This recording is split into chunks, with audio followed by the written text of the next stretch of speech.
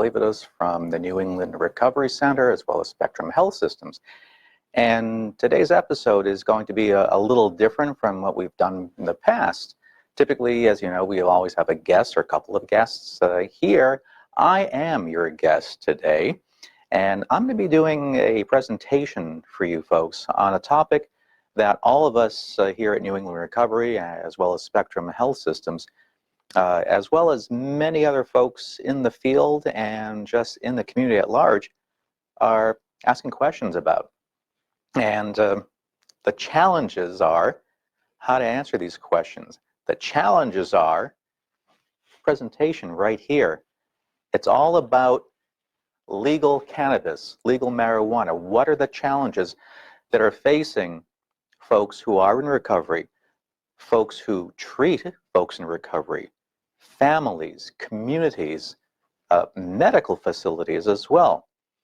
So put on your thinking caps here, because I'm going to go through a presentation. The slides are behind me. You're welcome to read them as I go. I'll talk about some stuff, and it's going to be an interesting episode this month because of the topic alone. So let's move forward. Some of the basic challenges that we see, and let me put it right there to you, is the right to get high and buy legal marijuana in a store worth the risk, and I'm saying worth the risk, and we'll get into that, to kids, to society, and the economy even. And here, I didn't even talk about people in recovery. I'm talking about the community where people in recovery live with their families and loved ones.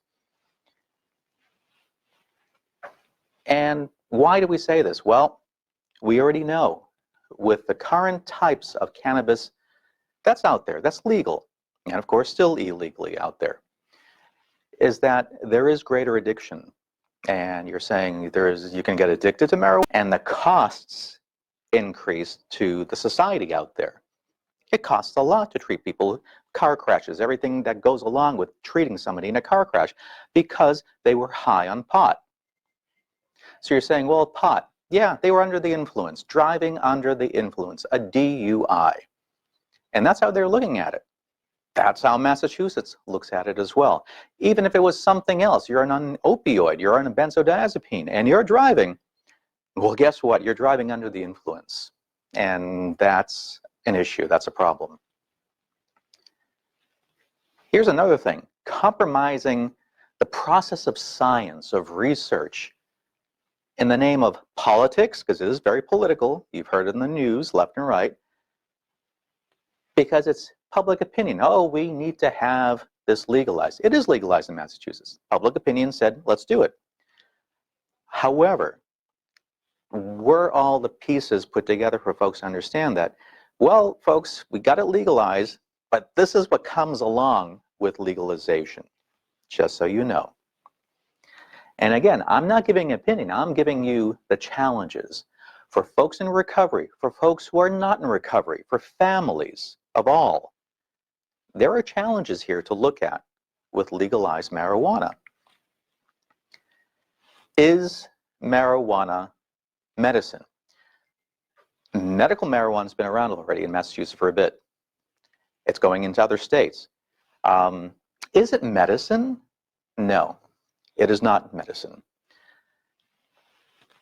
However, there are folks, there's literature, that's why I'm giving you all the different sides of this.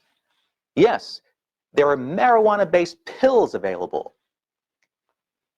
There are things like, right here, Epidiolex, used for seizures, comes from marijuana.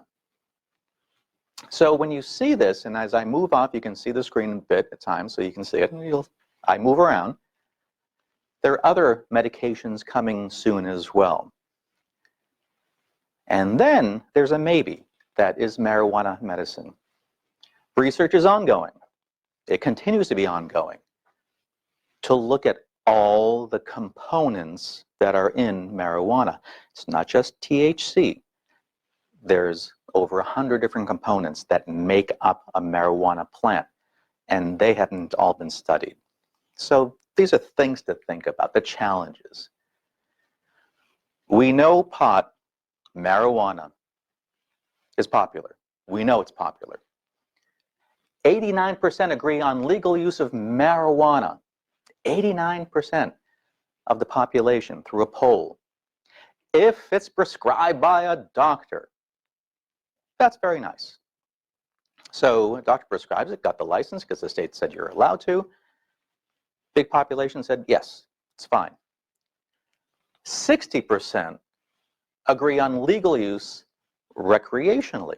Still the majority, over 50% of the population. Marijuana is the third most commonly used substance after alcohol and tobacco. Plainly put, 22 million users.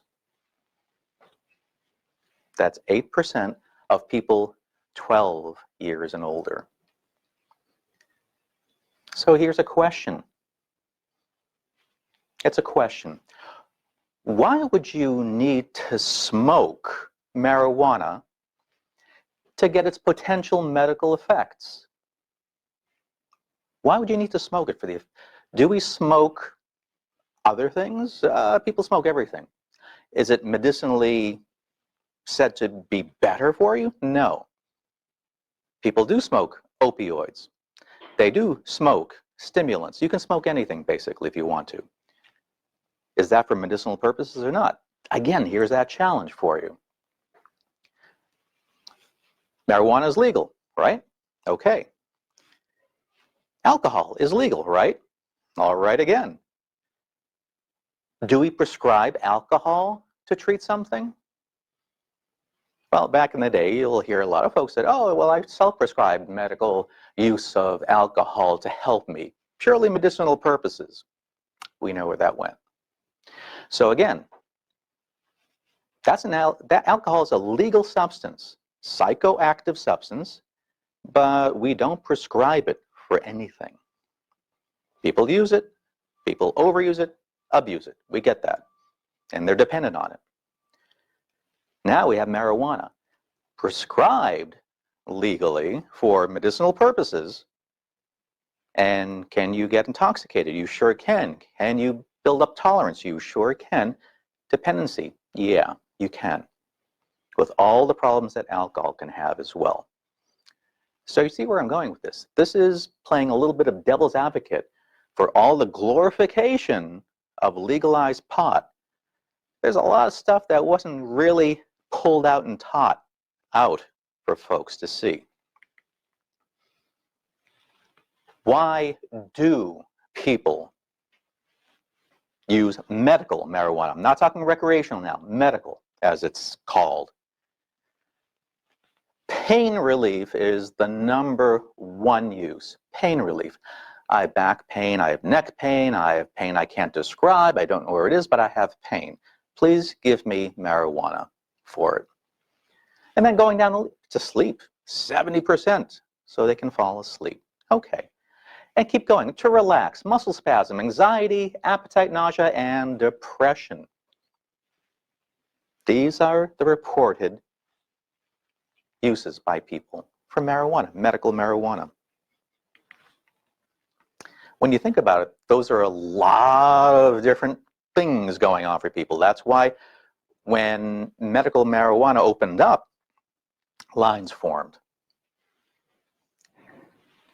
But here's the big thing for us. Yes, state versus the feds. And right now, the way it is, many of you already know, the Food and Drug Administration, the FDA, are the only ones that say what is medicine. A state can call it medicine, like Massachusetts does, medical marijuana, got it. But Washington says, no, until we say it, it is not. So that's a bit of a problem, isn't it? You've heard all kinds of threats from Washington and other folks out there saying you can't use medical marijuana, it's illegal per Washington, but the states are saying it is legal.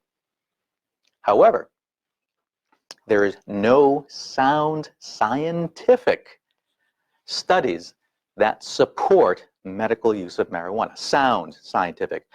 Can you make anything sound scientific? You sure can. You can make it up. You can look it up in popular psychology and other pop magazines, and somebody says something and, oh my God, it's wonderful, it's scientific. Well, they're not always scientific, but it pushes a product out there, doesn't it?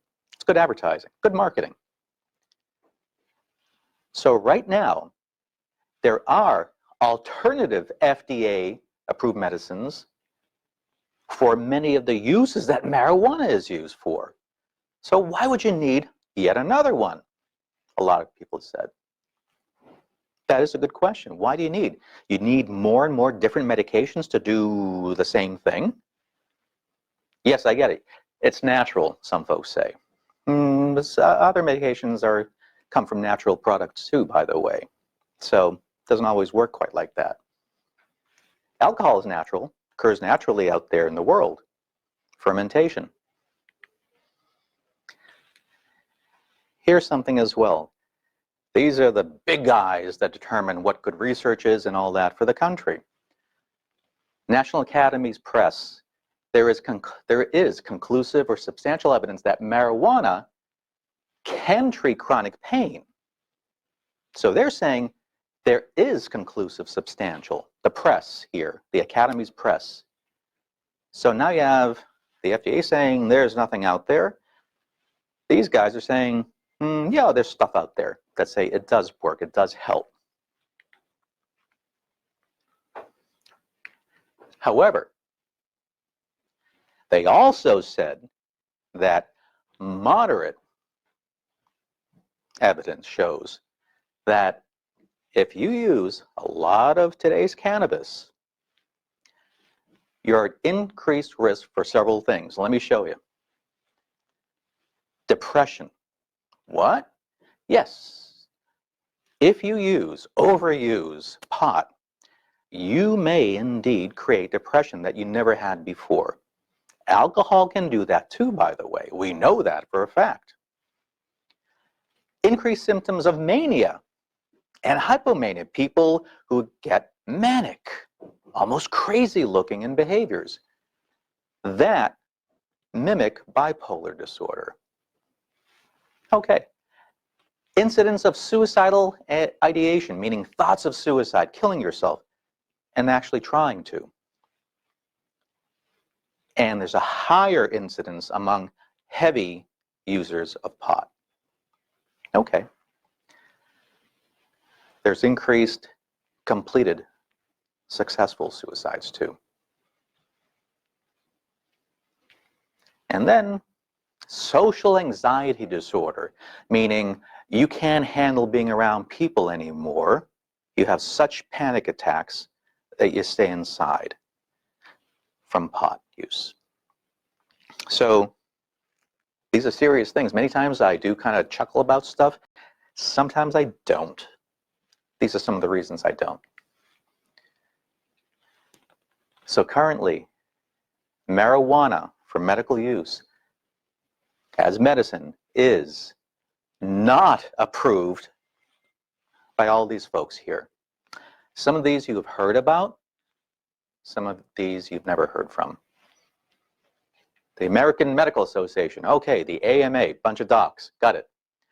The National Multiple Sclerosis Society says it does not help. Yet, many of us know people who have MS have medical marijuana prescribed for them for their MS.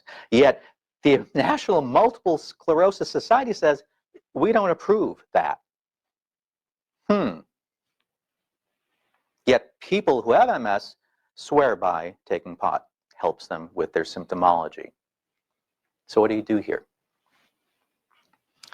The American Glaucoma Society, Ophthalmology, the American Cancer Society, Pediatric Society, the Massachusetts Medical Society. Okay, got that, a bunch of docs again.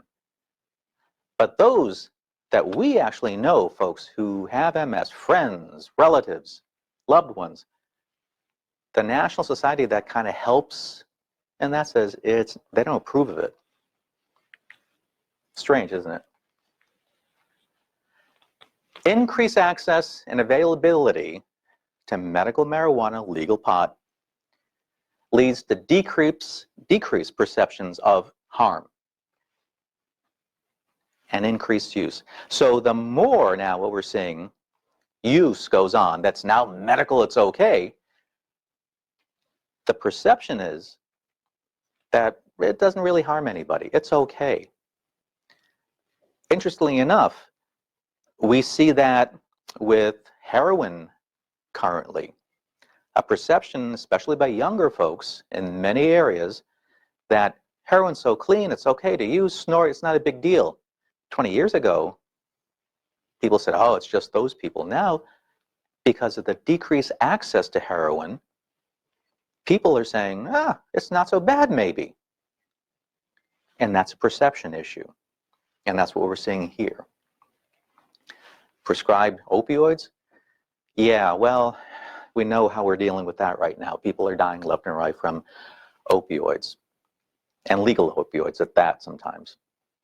Meaning the perception was, it's okay for pain, just take as much as you want, prescribed as much as you want, and here we are with that. So history kind of teaches stuff sometimes, doesn't it? Marijuana legalization is thought of by many out there that it's America's new big tobacco. And we know how powerful tobacco is as an industry, lobby, how they used to try and still try to get people hooked, especially kids. You don't think business is going to move in that direction potentially? Business. Think about it.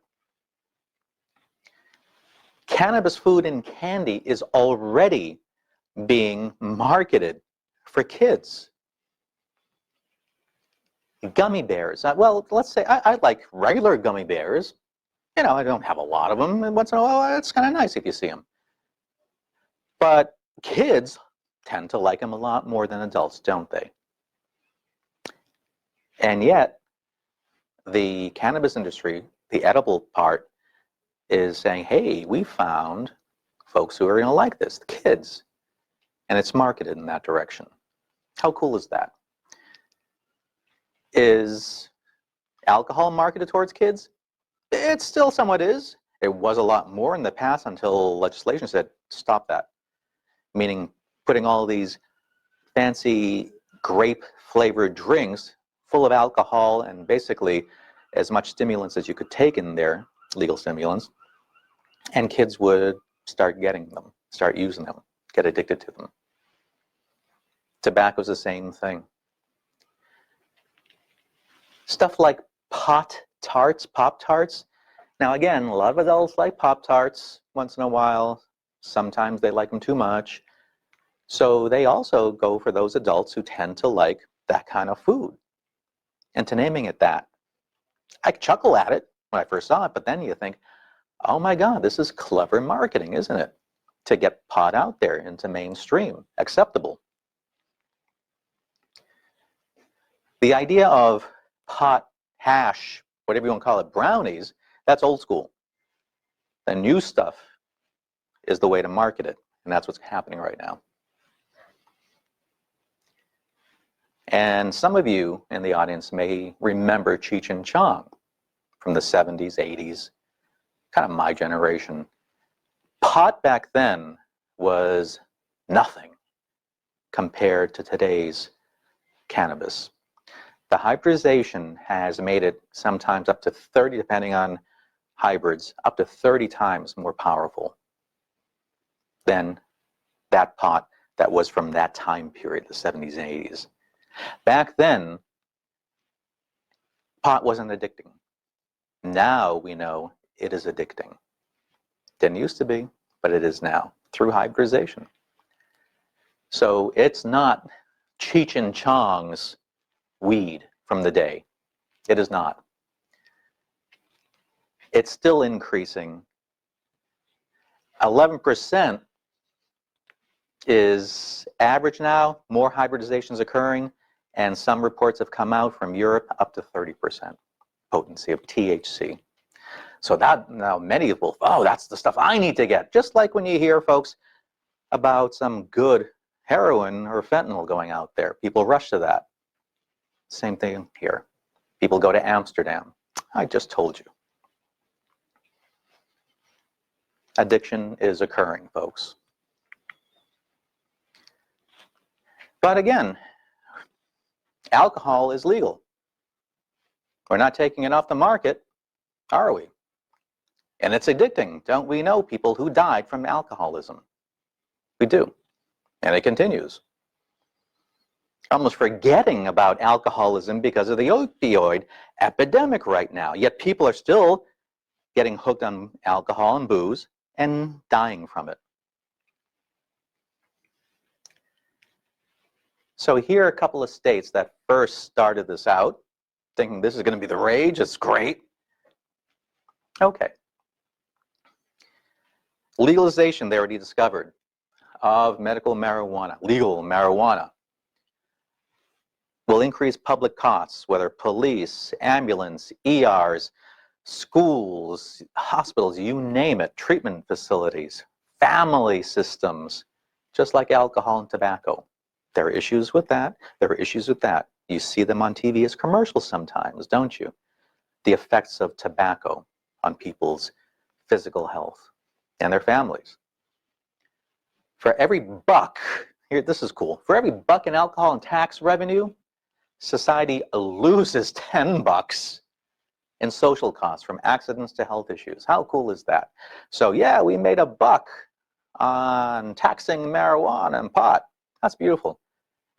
Cost you 10 bucks though to treat it. I'm not a business guy, but sounds like a backwards business for society. How's that? Again, a challenge, isn't it? So California and Colorado, let's take a look at those guys.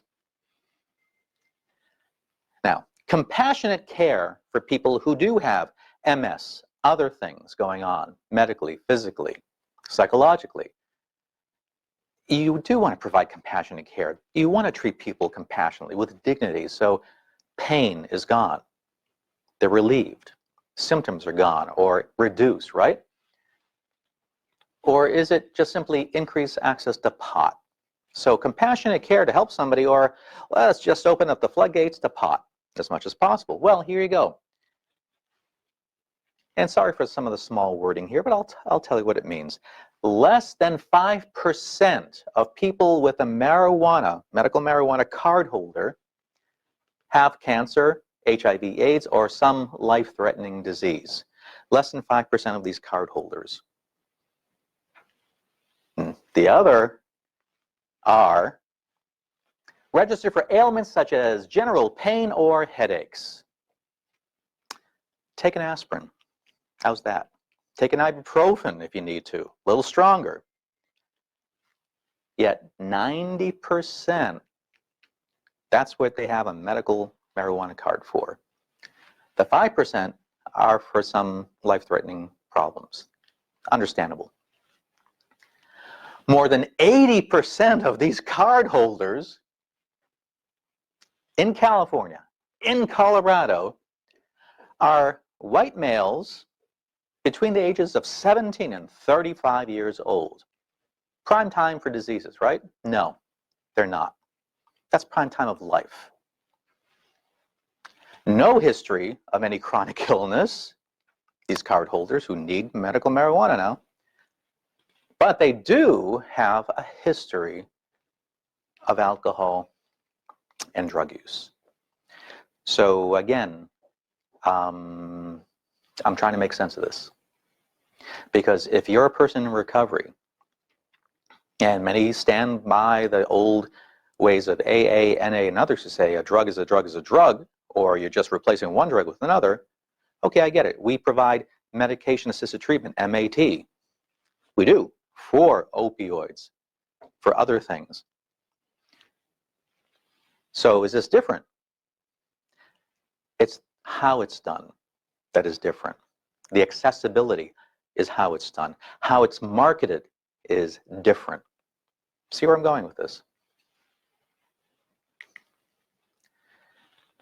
In California, the average medical marijuana user is a 32-year-old white male. Okay. No history of chronic illness, No MS, nothing else, but a history of cocaine and alcohol use. Yet they got the card. Okay.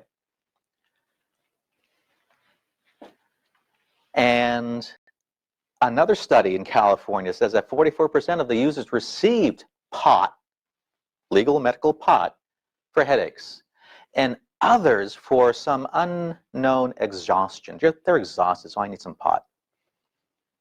Then I'd kind of say that a lot of the country needs pot, probably. Interesting here. These are open Fridays, 2 p.m.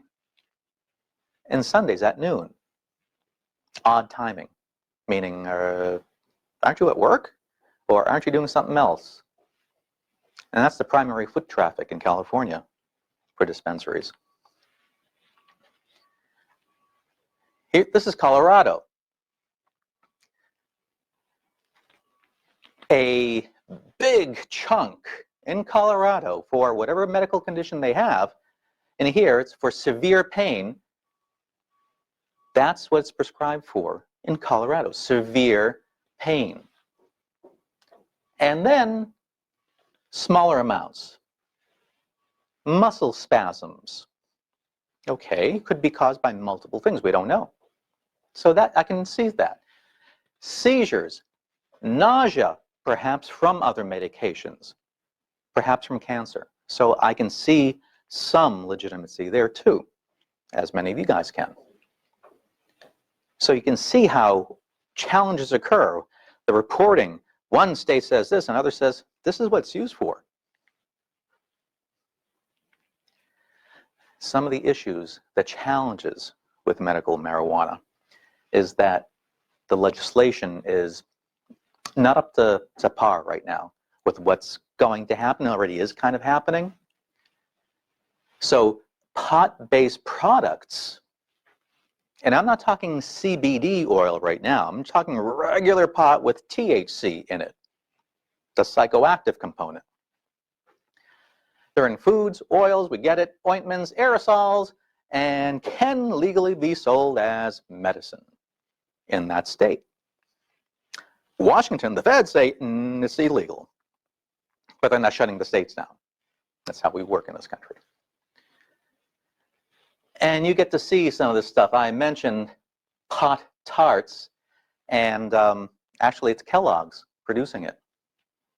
Go figure. Wholesome Kellogg's cornflakes. Here it's pot tarts. A little bit of marketing going on. Isn't that funny? So if you're in recovery and your kids are with you, I'd say you should buy them some pot tarts, right? It's legal, it's medical, it's medicinal. Wow. See how your kids do. There's no expiration date on some of these states' medical cards for people, meaning there's no renewal. It's just you have it and you keep it for life. No age restrictions. That's funny. It's the state governments who are charged to regulate dispensaries, the card registration, and statewide use. Massachusetts is. The Cannabis Control Commission is set up in downtown Worcester for the state, not in Boston, here in Worcester. Interesting stuff, isn't it? So as I wrap up, because I don't want to have a long lecture, because again, we shifted a little differently this time to talk about some of these challenges that we're all seeing and talking about, but I'm putting it out there on Airing Addiction for the audience to see. How about this? Just like with true medications, maybe medical marijuana will eventually become a true, tested, thoroughly looked at medication. And if it works, that's fantastic. That's great. Okay. But because I mentioned earlier, there's hundreds of components, over 100 components in marijuana, in the plant itself. So how about determining all the plant pieces, how they work, what do they do? For instance, we've all heard of CBD oil. That's a component of the plant, It's not psychoactive. However, it can be used for anxiety. It can be used to treat depression. It can be used, now the latest thing, to treat cravings maybe. However, what they're finding is that because of the lack of strict regulations of how it's made and extracted and where it came from, despite licensed medical growers, you don't know if that oil has pesticides in it to protect the plant that was grown from. So you might be having some pesticides in there. Cool. How about then looking at, in those components, which are truly then the ones that will help treat cancer or symptoms of cancer that come with it, all the problems, or MS or pain management. Do it that way, that makes sense, doesn't it? And make them, all of these components with the research, available to doctors and patients at pharmacies, not medical dispensaries for one thing. We don't have medical dispensaries just for, let's say diabetes, diabetic medication. Do we have insulin dispensaries in towns? We don't. Do we have, opioid dispensaries? Well, some states did, and they were shut down, called pill mills. So now we have marijuana being done this way. It's in New England, we're, just so you guys know, we're the only state that says package store, otherwise it's called liquor store. But we don't have package stores for marijuana, do we? We will. That's coming down the pike. Yet it's a medicine, so then is alcohol a medicine? I'm going back to that argument again. The federal government actually is doing research on this, just so you guys know. Not that you care sometimes, but they are doing it. Because Big Pharma doesn't really have a whole lot of interest in this. And I say, how come the big pharmaceuticals don't have interest in this? Because if indeed they find that, gee, you're getting a lot of good, true medicines from the cannabis plant, they're going to go out of business. They won't need all the other things that they produce and exorbitantly give. You have to buy it for all the things that you suffer from. It might be very inexpensive, so that's why they're not interested in this, because they want to make money and continue to make money.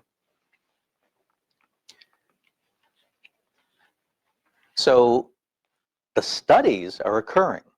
I think we, opinion-wise, we put it out a little too fast just yet, until we know what's in it that you're taking medicinally.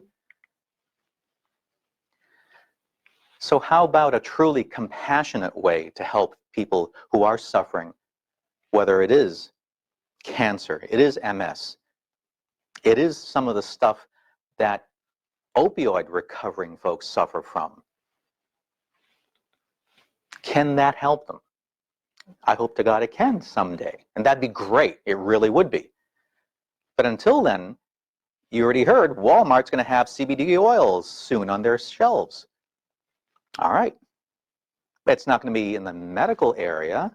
It's going to be next probably to all the other oils, fish oils, and other things that are supplements probably. But it's happening. So I think as we look at the challenges that we're going to start seeing, you guys are going to start seeing, your loved ones will see, how do you deal with this now? And that's a lot of stuff to think about. So as I wrap up this unusual airing addiction segment for you guys, I just want to say thank you, first of all, for listening. It is sort of a seminar kind of thing for you guys. Next time we'll have a guest again. We'll talk about different topics of addiction. But I think it had to be put out there. And maybe in the future we'll put out some more news as we get it as to what's happening. How's that? So again, from the New England Recovery Center, I'm Dr. Romas Buivydas, your host, and this was Airing Addiction. Thanks a lot. See you next month.